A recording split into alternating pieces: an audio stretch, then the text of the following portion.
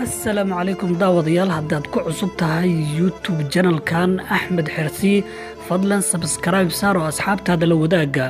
warbixintan aan galabta idin la wadaagayo ama maanta waxay tahay arrimo yar oo bulshada dhexdeeda ka taagan dadkuna ay quursadaan ayaan waxaan ku gaari karnaa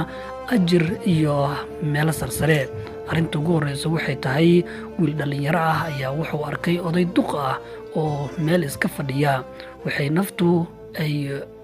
siin weysay inuu ku sii fiirsado wuxuuna siiyay gacan asigoona wadada goosiyay ilaa meeshuu rabay ayuu gaarsiiyay talabaad waxay ahayd wiil kale oo dhalinyaro ah ayaa alaab watay ka kala daadatay wuxuuna isku dayay wiilka kale ee wadada marayay inuu walaalkiisa alaabta u soo aruuriyo halkaasina uu gacan ku siiyo sida alaabta ula sii qaadi lahaa wuuna ku farxay dabcan wiilkii gacanta la siiyay taasina waxay keenaysaa in bulshadu isjeclaato tan saddexaad haddii dhibaato qof ku geysto si kas ama kas darro waxaa lagaga baahan yahay inaad sabar iyo dulqaad samayso si aad ajir weyn aad u gaarto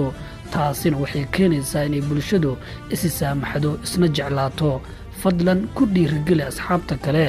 inay arrimaha yaryarka